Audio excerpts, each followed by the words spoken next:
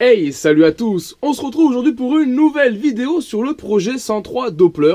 Et aujourd'hui, on va parler variateur. Je vais m'attaquer au variateur qui ira sur cette machine, donc un ER3 que j'ai pris aussi chez Doppler. Vous avez pu voir dans la vidéo unboxing. Et donc voilà, on va regarder un petit peu ce qu'il faut faire autour de ce variateur. Pourquoi je dis ce qu'il faut faire? Il y a tout simplement une notice. On prend le temps de lire la notice. Donc moi, j'apprends aussi que ER3 veut dire variateur Europe réplique 3. Perso, je le savais pas, je m'étais jamais posé la question. Et là, c'est écrit en gras ici. Attention, avant l'utilisation, vérifiez le serrage des contre-écrous, de joues fixes et de flasques, ainsi que les colonnettes d'entraînement. Mettre un cache variateur, donc ça paraît logique, parce que quand ça pète, ça fait mal. Donc voilà, j'ai pris le temps de lire tout ça. Donc qu'est-ce qu'on fait? Eh ben, on sort le vario de la boîte. Donc on a le variateur ici. On a ce petit jeu qui est avec, qui sont les maslots, les contrepoids qui viennent ici. C'est ce qui va permettre de mettre plus ou moins de poids, donc ce qui va ouvrir plus ou moins tard le variateur en fonction des tours minutes du moteur. Et on a cette petite rondelle plastique qui a ça, pardon, c'est la bride. D'accord, c'est pour être aux normes, il vous faut ceci sur le variateur. Et ça vient ici au milieu. Bien sûr, ce n'est pas installé d'origine, ils ne vont pas vous le mettre. Voilà, c'est à vous de le mettre si vous voulez être dans les normes. Perso, si on achète ça, c'est pas pour être dans les normes, clairement. Donc ça, on met de côté, on n'en aura pas besoin. L'écrou là qui vient de tomber, hop, voilà. Et j'ai aussi la courroie qui vient de chez Doppler, voilà, j'ai tout pris chez eux. Donc on a la courroie qui est fait pour aller avec mon moteur et donc ce variateur et la poulie embrayage. Allez, avant de commencer à le bidouiller, on va juste faire un petit peu le tour. Déjà, esthétiquement, c'est très propre. C'est très bien fini, on voit pas d'impureté ou de copeaux. Les angles saillants qui pourraient couper sont bien meulés, c'est vraiment propre. Regardez, ça circule tout seul, Donc là, il est vraiment fonctionnel. Maintenant, ils disent qu'il faut le contrôler. On va le contrôler. Avant de démonter, il y a l'écrou, mais on a aussi la courroie à contrôler. Dans un premier temps, c'est trouver un feutre. Voilà, pourquoi un feutre? Je vais juste marquer l'écrou. Voilà, je fais un trait noir dessus. On voit. Je vais faire pareil de l'autre côté. Je sais encore pas comment je vais le démonter, voilà. Mais au moins, on repère. On sait que là où il y a le trait, c'est l'extérieur. Parce que peut-être que l'écrou a un sens. Donc dans le doute, je marque déjà mon écrou tout de suite pour être sûr de mon coup. Et maintenant, je vais déballer ma courroie, voir déjà si on a la bonne et si elle rentre bien dans la gorge. Allez, voilà, courroie déballée, je viens de la retourner à l'envers. Et on va donc regarder un peu ce que ça donne si on la met en position. Je sais pas si on se rend compte. On va faire que la lumière, on verra peut-être le jour à travers. Voilà, regardez le jour. Ma courroie est embutée, regardez le jour qui reste. Donc ça, c'est pas super cool. Ce qui serait bien, c'est qu'on puisse avoir la courroie qui va au moins jusqu'au canon du centre. Donc on va voir si on peut y faire quelque chose ou non. Bon, déjà, donc ça, c'est vu. Donc ce qu'on va faire maintenant, c'est qu'on va démonter ici l'écrou du haut. Donc là, rien de mieux, je vous ai dit, la clé à choc, douille 32. Et avec ça, on fait du bon boulot. On peut faire sans, il n'y a pas de souci. Là, c'est un écrou qui s'attrape très très vite. Vous pouvez le faire avec une clé normale. Là, pour la démo, clé à choc.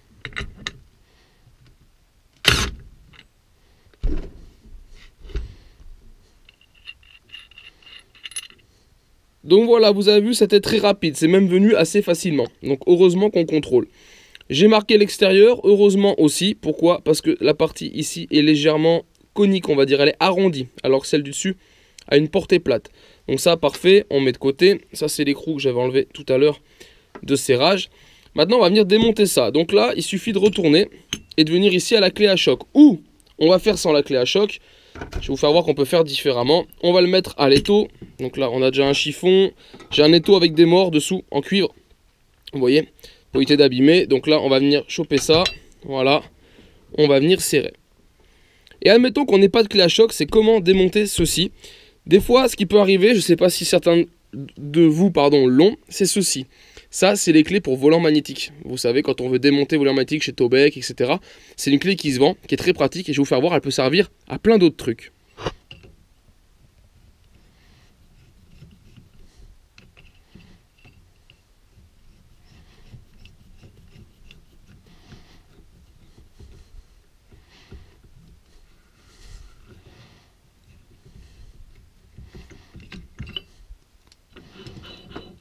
Allez, voilà, vous avez vu, je viens de vous faire la démo en live et j'ai vraiment pas forcé. Donc voilà aussi comment on peut démonter cette partie-là si on n'a pas forcément la bonne douille ou la bonne clé. On peut avoir une douille qui est trop courte, on peut ne pas avoir de clé à choc et de douille de 32. Donc voilà, si vous avez ça, ça sert franchement à tout pour ce que ça coûte. Et moi, ce que ça m'a déjà rendu comme service, ça c'est juste ouf. Donc allez, on va finir de le dévisser. Choc là, et voilà. Cette partie-là, on est tout bonne. Et il nous reste donc cette partie-ci, qu'on va pouvoir maintenant sortir. Voilà. C'est nickel, hein. Franchement, toutes les pièces sont nickel. Et donc voilà, là on a accès à la partie qui nous intéresse. Les petites maslottes ici, qui circulent très très bien.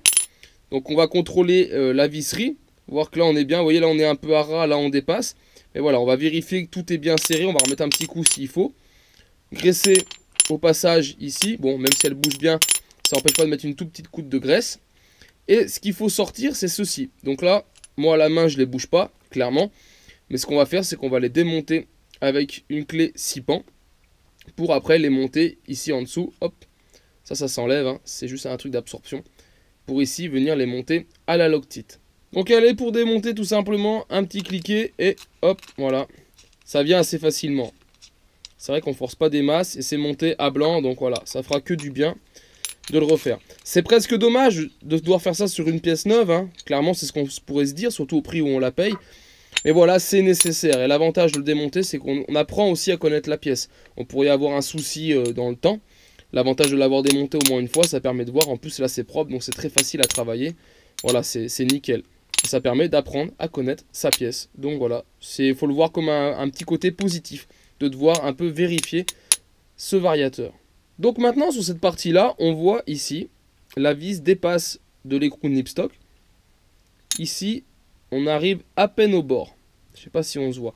Donc voilà, ça je pense que c'est un axe tout simple. Un des écrous doit se serrer plus ou moins facilement. Ce qu'on va faire, c'est qu'on va démonter cette partie. On va voir comment c'est fait.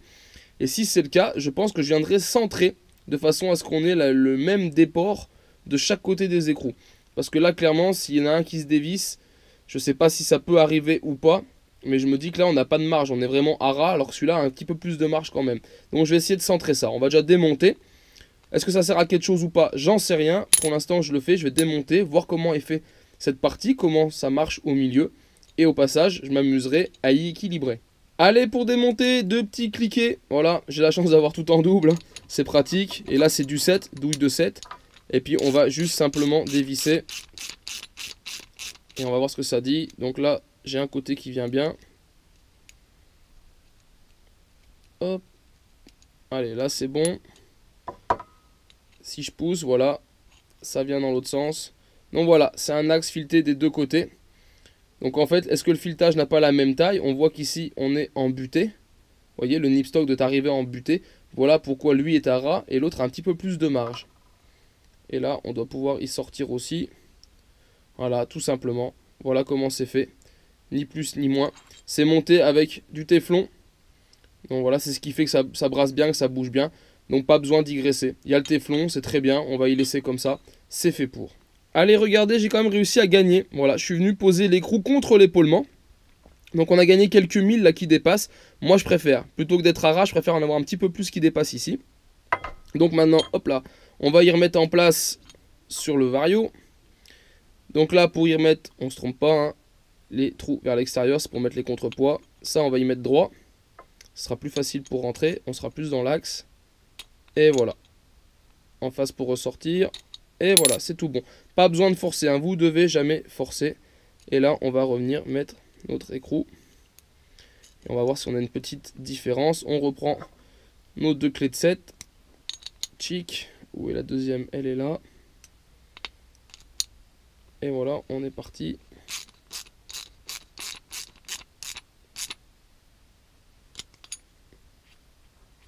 Là, j'ai un chouille trop serré.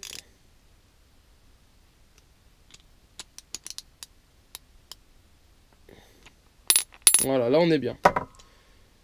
Voilà, on récupère bien toujours le jeu. Vous voyez, ça bouge bien. Et si on regarde maintenant, on a autant de chaque côté. Donc voilà, ça pour le coup, c'est plutôt bien. Moi, je préfère avoir ça que comme là, trop d'un côté et pas assez de l'autre. Allez, voilà, j'ai fait pareil de l'autre côté. Donc là, on est tout bon. Maintenant, ce qu'on va faire, c'est qu'on va venir monter à la loctite ici les deux petites tétines. Donc ça, c'est tout simple, hein. On vient ici, on va mettre une goutte de Loctite. Il y a plusieurs types de freins sur la Loctite. Donc voilà. Après, vous mettez ce que vous voulez. Moi, c'est un truc assez faible. Hein. Il me reste plus que ça. J'ai fini ma bleue. Donc sinon, j'aurais mis de la bleue qui est un peu au-dessus. Là, on est juste en dessous. Mais je pense que ça devrait faire l'affaire, normalement. Hop, on va essuyer le surplus. Parce que là, j'ai vraiment été plus que généreux. Hop là. Et on va donc venir serrer avec le bon embout. C'est vraiment pratique, c'est nano-cliqué, hein, les amis. On peut tout faire avec. Et voilà, là c'est serré. Donc maintenant, il faudra laisser, il ne faut pas s'en servir tout de suite. Hein. Ça sèche, je crois, en 15 minutes, 45 minutes, vraiment, c'est top du top. Et après, donc voilà, si on le remonte que demain, on n'ira pas rouler avec aujourd'hui. Donc ça aura largement le temps de bien sécher. Allez, on fait pareil pour le deuxième. Donc voilà, ça c'est bon. On va refaire un montage à blanc. Donc on remet la partie supérieure. On va revenir visser. Pour voir ce fameux problème de courroie. Voir ce qu'on peut gagner. Donc déjà là, quand on visse, on voit qu'on a de la marge. Ok, il y a la taille de l'écrou à respecter. Mais on avait un tout petit peu de marge. Mais là, on est clairement un chouille quand même trop serré. Voilà, il faudrait vraiment essayer de gagner. Donc ce qu'il faudrait, c'est arriver à décaler la butée et la portée qu'on voit. Si on démonte, il faut qu'on la recule un peu. Donc pour gagner à l'ouverture, vous voyez, on vient en butée ici. Donc si on veut gagner à l'ouverture, il faudrait qu'on arrive en butée plus tôt sur le filetage. Donc ça veut dire que là, il faut venir mettre une épaisseur, donc une rondelle, hein, tout simplement, pour essayer de gagner un petit peu à l'ouverture en position fermée. Et donc pour faire ça, la boîte à rondelles, les amis. Donc voilà, on va essayer de fouiller là-dedans un peu ce qu'on pourrait trouver en rondelles. Je pense que, hop, celle-là, je l'ai fait tomber. Je crois que j'en ai encore une. Ça, c'est déjà de la grosse rondelle. Ça, on voit que le trou milieu va pas être assez gros. Par contre, en largeur, on serait peut-être pas mal. Il en faut une qui passe au milieu sur le canon, mais une aussi qui permette de rentrer ici. Donc voilà, on va voir si j'en trouve plusieurs ou pas. J'ai ça, ce sera pas assez gros. Non, peut-être ramasser celle qui est tombée par terre, parce que je pense que c'est peut-être les deux seules que j'ai. Allez, voilà, je l'ai retrouvé. Si on regarde, qu'est-ce que ça dit ? C'est les mêmes, c'est tout à fait les mêmes. Donc déjà, ouais, on passe sur le canon, c'est cool. Un chouille trop grande. Et surtout, est-ce qu'on rentre dedans? On rentre dedans, donc ça c'est parfait. Donc ce qu'on fait, c'est qu'on va remonter tout ça. On va faire un essai, vite fait. Quelle épaisseur elle fait? Je dirais qu'elle est dans le 3000. On est dans le 3 mm en gros. Donc hop, on va remettre ça comme ceci. Voilà. Et on va remettre ça sur le canon. Donc hop là. Hop là, on y va, de bon cœur. Voilà, on a toujours de l'écrou qui dépasse, donc ça c'est cool. Donc là, on vient en ouverture, clairement. On va reprendre la courroie qui est ici. Et on va regarder la différence. Bon, bah voilà, là c'est clairement, les amis, on voit, il n'y a plus de jour. Vous voyez, c'est nickel. Là, la courroie arrive à fond. En plus, la courroie, forcément, va s'user dans le temps. Mais là, clairement, c'est bon. Là, on arrive bien au fond du canon. On se préfère, c'est plutôt cool. Donc voilà, on va laisser comme ça. Ce qu'on fait, c'est qu'on va garder cette rondelle. Je vais redémonter mon montage à blanc. Je vais bien la nettoyer. Parce que là, elle sort de la boîte, elle n'est pas très propre. Comme ça, on remet une pièce bien propre. Hop là. Et bah ça sera bon. On aura déjà réglé ce problème d'ouverture. Donc allez, sur cette partie, on a dit, on est bon. Ça, c'est fait. Ça, c'est fait. J'ai fait aussi cette partie. On voit, il y a encore un peu de Loctite. Donc là, on est sûr d'être bien calé. Parfait, il n'y a pas de souci. Ça on serait bon, il y a juste à y remonter comme ça, pas de problème. On a notre rondelle. Ce qu'on va faire, c'est qu'on va mettre nos contrepoids tout de suite. D'accord? Moi je vais partir directement sur des gros poids. Je vais mettre un petit peu du lourd. Ce que je voudrais que ça accroche tout de suite, pas trop dans les tours dans un premier temps. Donc je vais voir un peu, on va ouvrir ce qu'il y a comme contrepoids. On va regarder, soit on se met à l'intermédiaire pile au milieu, et comme ça on saura s'il faut descendre ou monter. Soit je pars directement avec en excès, avec les poids maximum, et après en fonction du roulage, je descends tout doucement mes poids. Mais là on peut les monter maintenant, c'est facile, et comme ça c'est fait. J'arrive pas à ouvrir le sachet, on va le déchirer. Oh. Allez, je vous ai classé ce qu'il y avait dans la pochette. 4 gros contrepoids, 4 moyens, 4 petits, 7 vis. Pourquoi 7? Il y a 6 trous, au maximum on peut mettre 6 contrepoids, donc 6 vis. Soit il y a une vis en plus dans tous les paquets, et ça c'est franchement cool de le faire, parce qu'on peut en perdre une, ça peut arriver. Soit c'est vraiment le hasard de mon paquet, mais voilà, pour le coup moi là j'ai 7 vis. Donc ce qu'on va faire, c'est qu'on va partir sur les milieux. Il n'y a pas beaucoup de réglages, donc on va partir sur les réglages du milieu. Voilà, on va en mettre 2 de chaque côté, tout simplement. Donc on va mettre les 4. Et comme ça, après on ajustera plus ou moins en fonction des besoins. Donc c'est tout simple à monter, hein, vous l'aurez compris. Vous prenez un des contrepoids, donc là les intermédiaires en ce qui me concerne. On met la vis dedans, hein. La partie conique vers le haut, ça permet à la tête de vis de rentrer dedans. Moi c'est du frein filet faible, donc on met une petite goutte de frein filet faible. Tac. On met ça là-dessus. La petite BTR qui est fournie avec. On vient serrer. Voilà, pas besoin de biller non plus comme un marteau, hein. Quand vous arrivez en butée, parce que ça reste de l'aluminium, hein. Hop, voilà, vous arrivez en butée, un petit quart de tour, et voilà, ça suffit. On va essuyer le surplus. Et voilà, déjà un côté de fait. Donc vous voyez, et là au milieu on a encore la place, donc on pourra venir remettre soit un petit, même un gros. Regardez, si on voulait mettre un gros, ça passe. Ils ont prévu assez de place pour qu'on puisse mettre quand même quelques contrepoids. Donc ça c'est plutôt cool, c'est bien fait.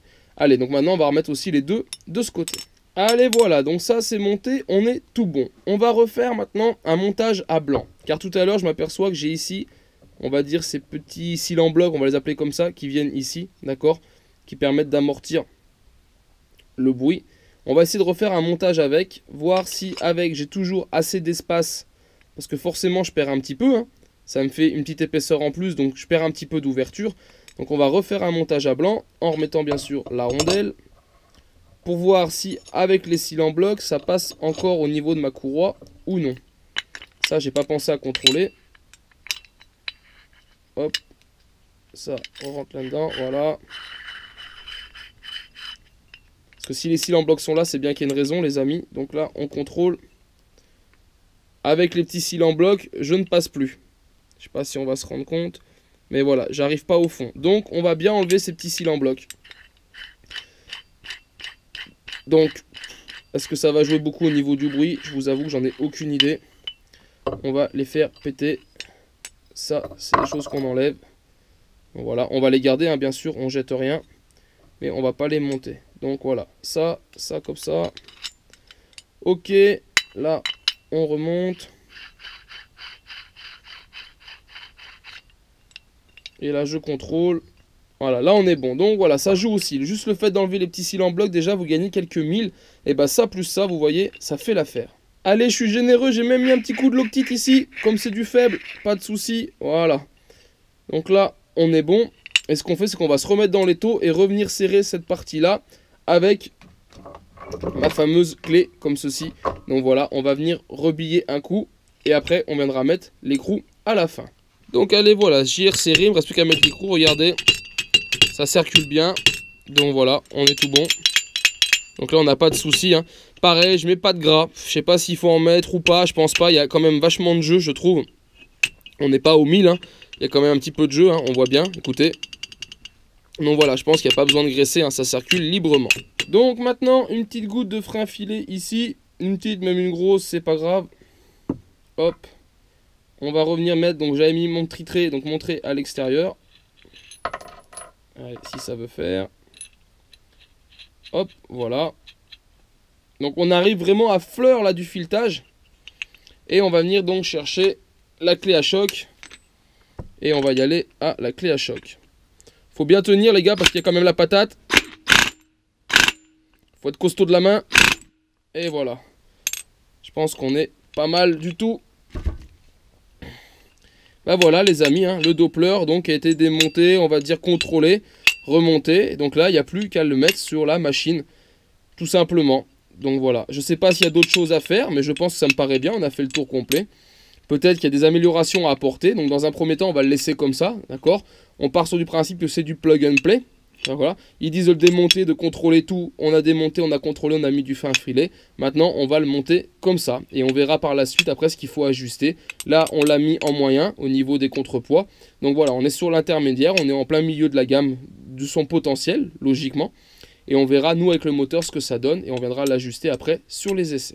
Donc voilà, il ne reste plus qu'à mettre maintenant notre Vario sur le moteur. Alors, un truc qui me choque. Alors, certains me diront, je ne suis pas un professionnel, hein, mais Ici, on voit, on a 2 méplats de chaque côté sur le vilo. Vilo Doppler, hein, je rappelle. Là, on met une pièce Doppler, et pourtant, elle, à l'intérieur, elle est ronde. Alors, je trouve ça dommage qu'il n'y ait pas, à l'usine, quand il s'est usiné d'usine, aussi 2 espèces de clavettes de chaque côté, 2 détrompeurs, qui permettraient de venir mordre ici directement sur le vilo, pardon. On aurait clairement plus de force, parce que là, on est sur du rond. Donc là, on porte sur rien. Là, voilà, ça tourne, on n'accroche pas le vilo. Donc en fait, c'est quand on va venir serrer l'écrou, on va venir le mater contre la base, ici. Mais je trouve ça dommage.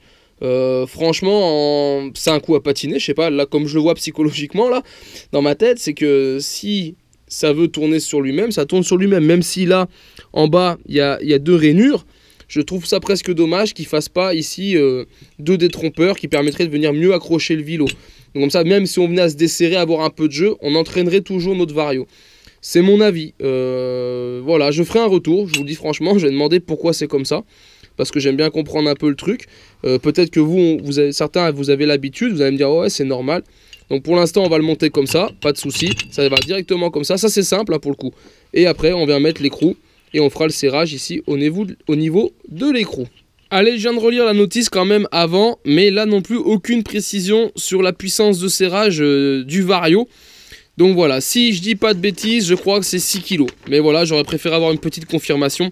Mais je pense qu'il faut mettre 6 kg de pression, hein, c'est important. Donc voilà, ce qu'on va faire, c'est qu'on va y faire à la clé dynamo. Après, faut ni trop serrer, ni pas assez, il faudrait pas abîmer le vilo. Donc voilà. Moi, je vais mettre 6 kg, je vais le tenter, je crois que c'est ça. J'espère ne pas dire de bêtises. Et puis après, je ferai un retour auprès de Doppler. Je vais faire un petit mail pour demander l'info, voilà, sur au niveau ce que je vous expliquais juste avant. Et s'ils peuvent rajouter sur la feuille une ligne qui expliquerait un peu à la puissance de serrage le couple qu'il faut mettre, bah ça serait plutôt cool, hein, sachant qu'ils donnent la notice. On n'est pas à une ligne près sur la notice. Allez, voilà les amis, c'est monté, c'est tout bon. J'ai même mis la courroie, voilà, pour le folklore. Mais voilà, on est bon. J'ai contrôlé quand même sur internet si je trouvais l'info. Et en effet, c'est bien 6 kg. Donc voilà, c'est pour le serrage c'est 6 kg, donc c'est pas forcément évident. On peut mettre un bloc piston forcé, 6 kg dans le bloc piston, je trouve pas ça forcément très bien. Moi j'ai toujours la clé magique, hein. Vous mettez la clé magique autour, vous venez serrer, c'est fou la puissance qu'il y a là-dedans, et ça vous permet de faire pas mal de choses. Donc voilà, ça c'est fait. Du coup on va finir de bricoler un petit peu, histoire de compléter un peu cette vidéo. On va enlever la courroie. C'est que là le carbu est monté à blanc, je peux l'enlever. Donc lui, d'entrée de jeu, je vais le démonter. On va lui passer un gicleur de 74, il est livré en 68. On va mettre un 74 et on va enlever les filtres à air, on laissera que la boîte. Et je ferai mes premiers démarrages comme ça. Voilà, pour moi je pense qu'on sera bien, on sera un chouille, peut-être trop riche. Mais vaut mieux avoir un petit peu plus sur un moto neuf que pas assez. J'aurais eu un 75, j'aurais mis un 75, je peux mettre 74 ou 76. Hein. Moi j'ai une boîte de gicleurs des Polini qui vont de 2 en 2. Donc on va mettre un 74 dans un premier temps. Et surtout, de l'autre côté, on va monter l'allumage électronique qui est là. Donc, on va l'ouvrir. J'ai des vis d'époque d'origine, voilà, d'allumage, qui ne sont pas fournies avec. Ça, c'est dommage aussi. Vous achetez un allumage neuf. Vous voulez le mettre sur un moteur neuf. Vous n'avez pas la visserie. Clairement, on vous dit, j'ai appelé donc le fournisseur à qui je l'ai acheté, qui m'a répondu, c'est la mobilette dromoise. Je lui ai dit, écoute, je te demande, j'ai pris le truc, il n'y a pas la visserie, est-ce que j'ai oublié de commander une visserie? Il m'a dit non, il m'a dit, en fait, on part du principe que quand tu démontes toi ton allumage, tu gardes ta visserie pour mettre le nouveau. Ok sur un moteur d'occasion, mais quand on fait du moteur full neuf, on n'a pas la visserie. Donc voilà, peut-être que ça serait bien, je lance un appel au fournisseur. Merde, mettez-nous 2 vis, même si vous mettez 1 euro de plus, mettez-nous les 2 vis avec les 2 petites rondelles qui vont bien, qu'on puisse faire nos montages. Voilà. En tout cas, j'en avais d'occasion, donc c'est pas grave. Merci à la mobilette dromoise aussi qui m'a répondu, ça c'est plutôt cool. Ils sont toujours présents, si on a besoin quoi que ce soit, ça répond au téléphone, ça donne les explications, donc voilà, c'est cool. Pour ça, je prends aussi pas mal de matos chez eux, c'est parce qu'ils ont un SAV qui est super, et surtout, on les voit sur les bourses, voilà, donc on peut se faire livrer sur les bourses, donc ça c'est bien parce qu'on gagne des frais de port. Et comme moi je fais pas mal de bourses, bah c'est top. Mais donc voilà, donc là j'ai les 2 vis, donc ce qu'on fait c'est qu'on va monter ça aussi. Donc on fait le carbu, on change le gicleur, on monte l'allumage électronique, et voilà, on en restera là pour aujourd'hui. Allez, donc là c'est du vite fait hein, les amis, on défait juste ici la cuve. En plus c'est tout neuf, c'est quand même bien, ça change de pas travailler les mains dans la mouise, de pas passer quelques heures de nettoyage. Hop, pour avoir des pièces plus ou moins propres pour bosser dessus. Là, quand c'est neuf, c'est franchement agréable. Hop là, et allez, et comme ça, on passe tout de suite le gicleur en 74. Je vous le rappelle, hein, on est livré d'origine en 68 sur ces Delorto. C'est un SHA 1515, d'accord, on n'est pas sur un PHBG. C'est quelque chose qu'on pourrait mettre, hein. J'ai eu en commentaire certains qui m'ont répondu que je pouvais mettre ça. Ok, peut-être qu'on mettra, on sera peut-être plus performant par la suite. Pour l'instant, c'est pas ce qu'on veut, on fait avec, on va dire, la base. D'accord? Je vais déjà faire des réglages comme ça, je vais déjà faire tourner la machine comme ceci. Et peut-être qu'après, on pourra essayer des évolutions. Et avec les données que j'enregistre au fur et à mesure, ça permettra de voir ce qu'on arrive à gagner ou pas et voir laquelle config est la bonne. Pour l'instant, je suis parti là-dessus parce que clairement, je n'y connais rien. 74, c'est bon. Je découvre un peu les kits, donc voilà, c'est pas évident. On est souvent des fois des gens qui m'envoient des messages qui me disent ouais, j'ai telle machine, c'est quoi la meilleure config?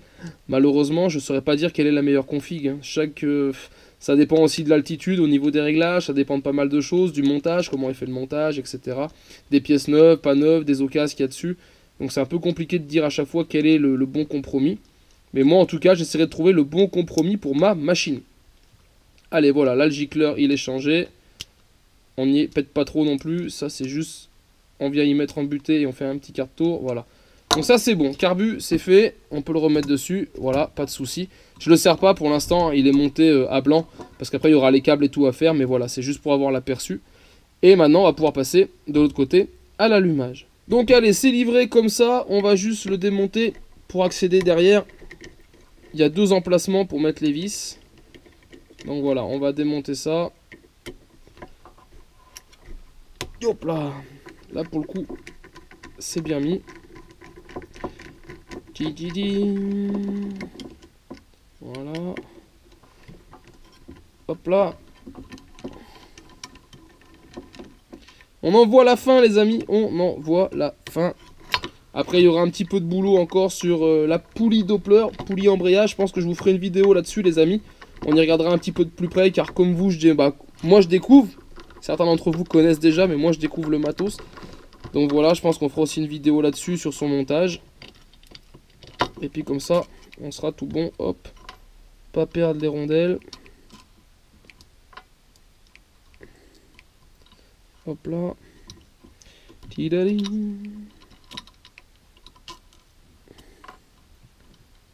Allez, j'essaye de faire vite pour vous faire voir que ça dure pas de plomb à la vidéo. Voilà. Et voilà. Donc voilà, ici on a les deux trous. C'est là où on vient mettre nos vis d'origine. J'ai déjà perdu, non, elle est là. Et voilà, c'est ça qu'on met dedans. Donc voilà, du coup on va installer la platine et on viendra revisser après notre allumage. Allez, je viens de faire un montage à blanc et mes vis ne vont pas. Elles sont trop grandes les amis. Donc voilà, il va falloir que je trouve une autre solution. Donc on va prendre deux autres vis qu'on ne m'aime pas, mais qui elles sont plus courtes. Et pourtant c'est bien des vis d'origine, donc voilà. Mais pas d'un même moteur de 103, et donc voilà, en fait, non, il y avait une petite différence, je n'aurais pas cru. Allez, voilà, j'ai trouvé ça dans ma boîte à bazar en visserie. Donc voilà, ça fera très bien l'affaire. Donc du coup, je vais monter celle-ci. Donc allez, petit montage à blanc, et on voit encore une partie chromée qui brille là au bout de mon doigt. On n'arrive pas à avoir la portée pile. Pourquoi? Les deux vis qui tiennent le ressort, que je trouvais trop longues, sont bien trop longues. Voilà, j'ai fait un essai et en fait, vous voyez, ça ne va pas. Donc on va être obligé de les recouper. Donc voilà, le kit de visserie est pas forcément, ça se joue pas à grand chose, mais c'est pas bon. Donc on va recouper ça, démonter et refaire le montage définitif. Allez voilà, je sais pas si on se rend compte, mais là on est nickel, on n'a plus la partie qui brille, voilà, on est bien. On voit que j'ai même un peu de la marge sur les vis, hein, j'ai coupé un peu plus court. Donc voilà, là c'est parfait, donc j'ai pu serrer. J'ai mis aussi une petite goutte de Loctite, voilà, faible, comme ça c'est fait. Et là j'ai donc pouvoir remonter maintenant l'intérieur de l'allumage. Et ben voilà les amis, c'est monté, hein. On finira le reste après, hein, quand ça sera sur la machine. Mais voilà, la base, hop, elle y est, je vais le tourner. Et voilà, le plus important c'était le vario. Donc voilà, j'espère que cette vidéo vous plaira les amis, vous sera utile. J'espère ne pas avoir fait trop de bêtises. Parce que si j'ai fait une bêtise, vous allez être un paquet à la regarder. Donc j'espère ne pas avoir fait d'erreur. A priori, ça n'a pas l'air. Parce qu'il ne me reste aucune pièce sur l'établi, hein. Tout a été remonté. Donc j'ai rien dû oublier. Pour l'instant, vraiment content. Je vous l'avais déjà dit. Mais pour l'instant, je suis vraiment content des pièces Doppler. Il n'y a rien à dire. Je trouve que c'est bien fini, c'est bien fait. Ça se démonte bien, ça se remonte bien, pratique. L'allumage, c'est l'allumage qu'on trouve aujourd'hui, hein, chez tous les fournisseurs. Moi, j'ai pris la mobilette dromoise. Donc voilà, mais je pense qu'il fera le taf, il n'y a pas de souci. Et le carbu du Delorto, voilà, tout simplement. Hein, c'est du connu, mais c'est du sûr. Donc voilà, et ben écoutez, il n'y aura plus qu'à ce que je remonte ce moteur sur la mobilette. Je sais encore pas comment je vous ferai, si je vous présente la mobilette finie pour vous garder la surprise jusqu'au bout, si je referai d'autres vidéos. Ce qui est sûr, c'est que la prochaine vidéo, on attaquera la poulie embrayage.